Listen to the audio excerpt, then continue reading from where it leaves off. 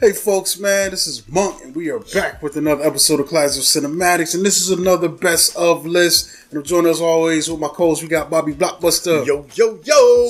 So today we're going to be looking at some of the best sports films out there, and let's get into it, man. So the first one I'm going to start off with, I try to pick a lot of unconventional ones, man, for my list. So I'm going to start off with Cool Runnings, man. It's 1993, man. This is actually a Disney film, I believe. This thing shows up on your Disney Plus.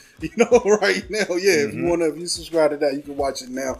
But in this story, four Jamaican bobsledders dream of competing in the Winter Olympics despite never having seen snow. With the help of a disgraced former champion desperate to redeem himself, the Jamaicans set out to become worthy of Olympic selection and go all out for glory. And this film is great. We got John Candy as a coach, various people on the team, including Raw, D. Lewis, Dougie Doug, Leon, Malik Yoba. Yo, it's funny it says just Leon. That's crazy. Yeah. For him. But I love this film because it has the essence of a sports film, man. We got an underdog group of guys who aren't expected to be anything. We got Jamaica. This is a country. It never snows in Jamaica. Right. And they're joining a Winter Olympics bobsled team, man. This is so crazy. It's loosely based on true events.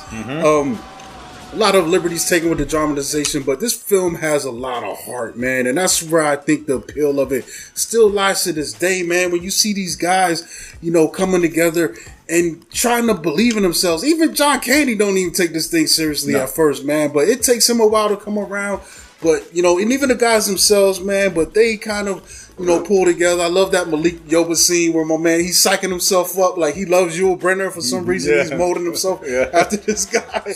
But and that's just whatever it takes, man, to get you to get to this point of belief, man. And I love this film because even when we get to that ultimate moment, it still doesn't go great for them, but we're still, we're slightly disappointed, but we're still cheering these guys on because they tried. And because of their attitude. And to your point, what makes this film great is because, this wasn't what they had planned. You know what I'm saying? Something happens that changed their course path, and instead of giving up or throwing in the towel, they decided to make an adjustment and find a new way to be successful, find a new sport to excel in. And that, that never say die attitude, you can't do nothing but root that on. Yeah, you can't, bro. You can't, man. This is a really good film, man. This is up there to me with Rocky. You watch this thing and you feel good, and like I said, man, this is one of the films you watch and you have a smile on your face for most of it,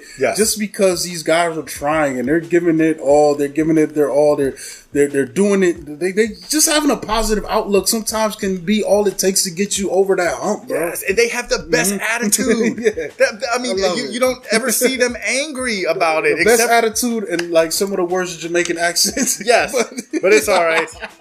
We see that a lot in film. It's all right, Mom. It's all right, Mom.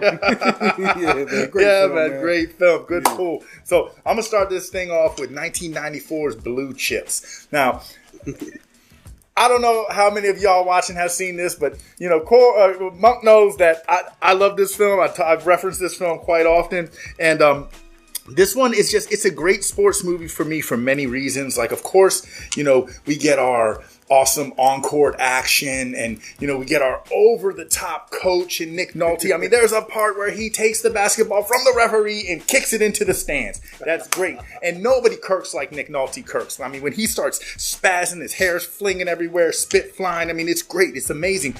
But with that to the side, what really makes this film work for me is because it took an unconventional approach to expose things that the masses weren't ready for when it comes to what happens behind the scenes with collegiate athletes as far as boosters paying them off. What organizations or schools will do to acquire certain players as far as buying the parents' homes, cars, automobiles, duffel bags full of money, a new tractor even. And then even a step further, when it comes to point shaving, players being coerced with money or trinkets or some kind of something incentive based to get them to manipulate the outcome of the game for the sake of gambling. And this film covers all of these bases, and it does it with grace. It does it without making the players look bad, without making the schools look bad, without making the boosters look bad. It just did it in a way to put a light on a very dark situation that up until this point in 1994, people didn't want to talk about this. But now in the world's current state with DraftKings and gambling being so widely accepted, I mean, everybody like to hey man, like I say, you can't win if you don't roll the dice. But the fact of the matter is, you can't coerce players, coaches, or referees to change the outcome of the game. And the fact that this one did that in such a way was amazing. I mean, and also, when it comes to the cast, like I said, you get Nick Nolte as the coach, but then you also get a lot of star power. Like, you got Shaquille O'Neal in here in his first acting role, Penny Hardaway. There was a Larry Bird makes a cameo. You get Ed O'Neill as the driving force of the news anchor that is like trying to expose the coach and the school for the wrongdoings that they're doing. And I mean, it's a short watch. I think about an hour and a half long, but man, it's an adrenaline rush. You know what I'm saying? Because the way Nick Nolte grabs the bull by the horns and you see him get in tune with his moral compass, you know what I'm saying? How once you sell your soul or sell the integrity of the game, all is lost. And that's what this movie emphasizes, and that is something that a lot of people could take notes from.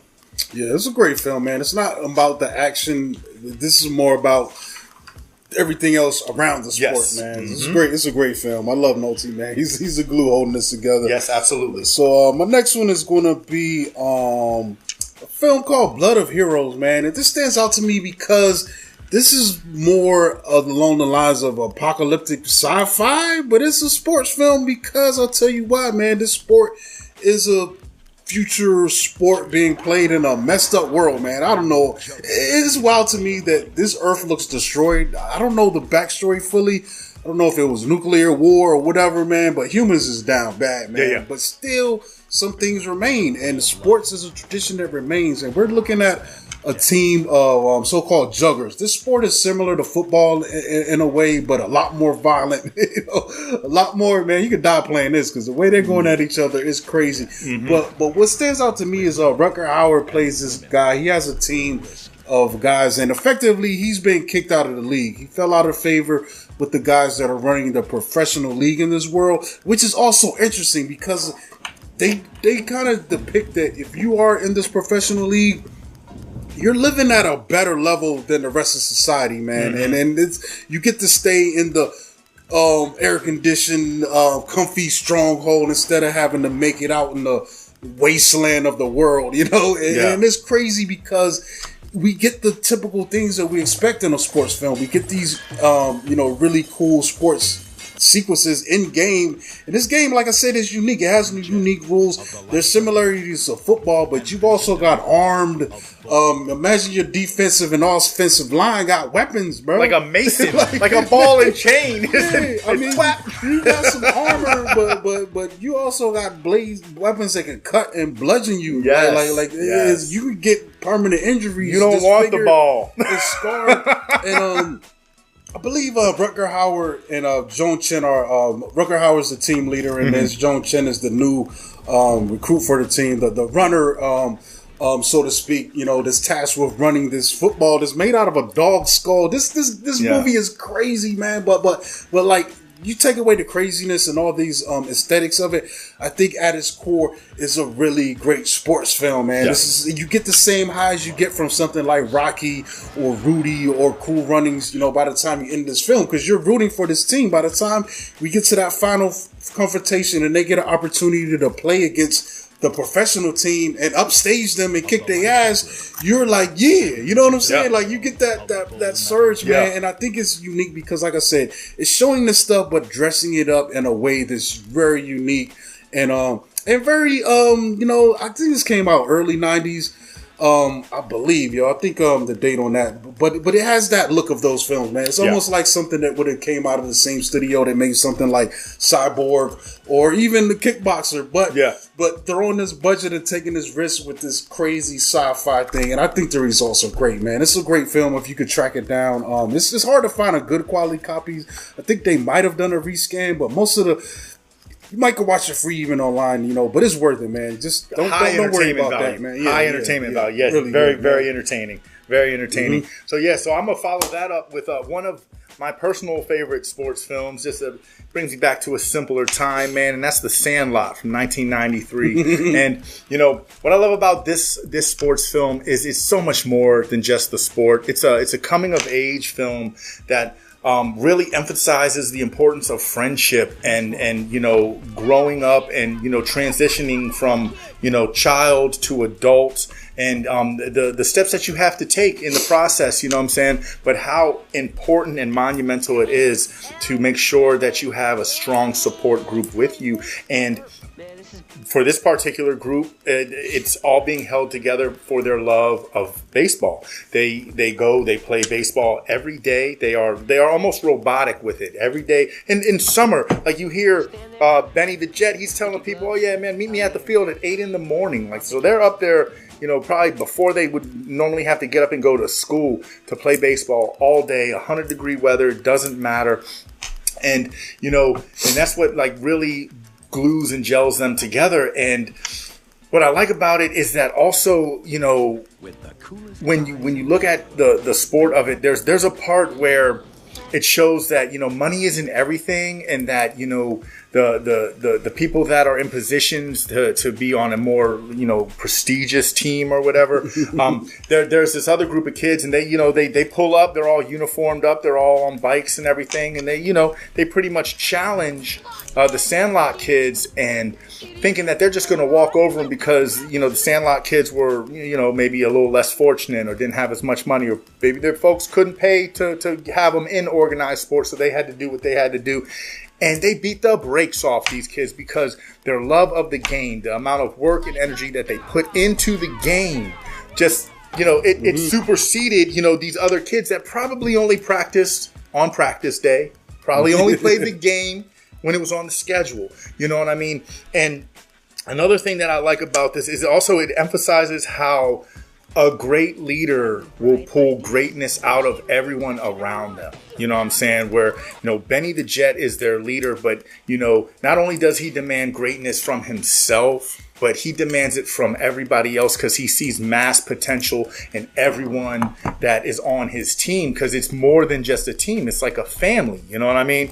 And I mean, everyone's got their spot checks. Like me personally, I love Ham. I think Ham is probably my favorite just because he talks a lot of trash, and he can do what he needs to do, but he just, like, he has fun while he does it the whole way. And you know, like I said, with this, you know, kind of like it's a sports movie, but the game of baseball kind of takes a back seat to the bigger picture. You know what I'm saying? But that's why I do love and appreciate this film for, you know, what it is. I think it's a great example of how sports, you know, just intersect in our lives and can have an impact. And like, you know, like I said, it's not really about the game, you know, itself with this film, but everything else that you know, the game just brings these guys together as a group. But the other experiences are much bigger than the game, man. Yeah, this is one of my favorites, man. This is really great sports-based film. My next final one, is going to be A League of Their Own. And this one's really great, man. This is what's amazing about this film. It is based on real life events. A lot of stuff has been, you know, took liberties with a lot of things. But, you know, it's about the All-American Girls Professional Baseball League, which existed from 1943 to 54. And the crazy thing about it was formed in 43 because in World War II, you know, we had the draft going on because the Germans was probably, like, they was a real deal, man. You know, it was probably the last time that America really had a direct threat. And I guess the rest of the world, man, those guys were going for world domination. So they needed every man they could get. It's interesting too, man, because a lot of pro players around various sports, even entertainers, you know, had to go for the draft. You know, a lot of times those guys that were big, though, were kind of given the more cushy positions. You know, like Elvis saying, never out there had to fire his gun. You know what I'm saying?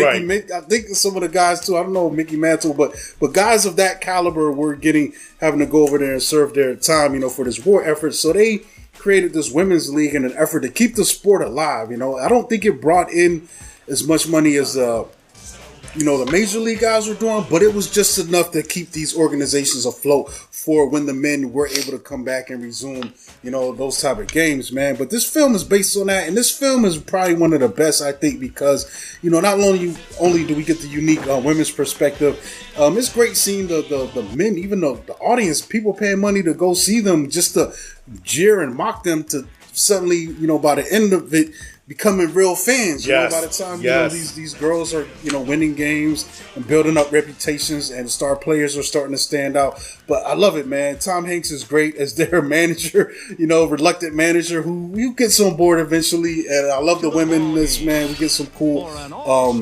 turns from Gina Davis, Lori Petty, Rosie O'Donnell, even Madonna, who was shown to have some acting chops in this. And it's just fun seeing these characters grow. Some of them are, like Dottie, she's a natural. She's been playing the sport. But other ones, they're having to be taught the game and get used to it. And we see them being encouraged and blossom and becoming their own, players and just getting better and more depth at the game, man. This is a really feel good, great film. You know what I'm saying? And what's great about it too is it brings exposure to something that some people might not know about or even existed. You know what I mean? You know what I mean? Yeah. Beautiful film, man. This is definitely one.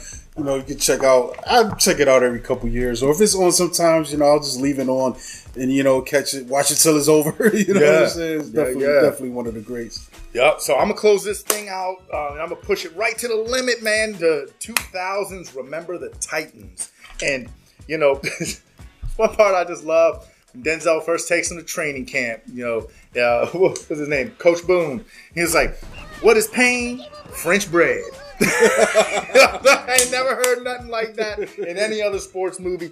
And this is also brought to us by Disney. So Disney it can do it does its thing when it comes to sports movies. But what makes this movie so monumental to me is because what is going on is so much bigger than the game of football. What these players, these coaches, and these young men are dealing with at the time with the integration of schools in Virginia, you know what I'm saying? And they are the first school to be, integrated in everything. So that is a challenge in itself with the whole community, just angered and bucking the system and everyone just trying to figure it out. And these kids that are playing, they go up to football camp and they unite. They become more than just a team. Mm-hmm. You know what I'm saying? And they they leave everything that's going on in their area, behind them, all brought together by, Coach Boone, played by Denzel. And, even that was kind of like choppy because the other coach, Bill Yost, played by Will Patton, he was the coach for 15 years. And then, he kind of got, not demoted, but, demoted, and so that there was a lot of underlying tension because things were happening and people just weren't ready for change. And this film really, it emphasizes that, change can be a good thing, but we have to be ready to accept it, embrace it, and move forward when it happens. And, with all that going on, this team, they build this structure out there in camp. And then when they come back to, they're part of Virginia and they're like, oh man, it wasn't like this in camp. And then what they did through the success of their football team and their record is they got the whole town, they got them to reformat their mindsets and learn how to just be good to everybody around them. You just have to move forward and be better people, on all phases. And it started with this football team. And I thought that was just amazing. And then, the on-field action is great. What you get from Wood Harris and then Ryan Hurst that played Julius Campbell and Gary Bertier. These were the two All-Americans on the team. They bring an on-field energy that is just, it's toxic. Every time you see them on the field, you're just like, oh my gosh, you know what I'm saying? They head cracking. They out here, they putting in that work, and they become best friends. And it's so awesome to see this film from where it starts to where it finishes. There are high points, there are low points, there are sad things that happen, but it is so emotional. Is that Chris Farley? No, it's so emotionally driven, but it's so real time relevant. You know what I'm saying? This is something that, you know, not only just a sports movie. I think that everybody that breathes air and bleeds red should watch, but everybody should just watch it just because conceptually it hits on a higher note and focuses on a bigger picture. You know what I mean? Yeah, it's got a lot going for it. Shout out to Alexandria, VA, right around the corner from us, man. That's where this thing takes place. So that's cool too. Whenever you have some true events, you know, just like League of Their Own, you can learn, you know, some history involved as well as the entertainment aspect of it as well, man. Yeah. But I think that's it, folks, man. We're gonna get out of here. We'll probably revisit this one too because there's a lot of great sports films out there. A whole lot, bro. It was hard to just pick three. They've been making these for a long time, man. They're making a lot of great ones too, man. But that's it, folks, man. Make sure you subscribe to the channel, like us. There's some merch links below. Follow us at Classes of Cinematics on Instagram. And make sure you follow me on at Monkey Blood on Instagram and Twitter, man. And we out of here, folks, man. Peace. And this Bobby. This Bobby. This Bobby Blockbuster. You can catch me on this show or the film review show. And we're out of here. Peace. All right, so we out of here. Yeah, I'm gonna edit that.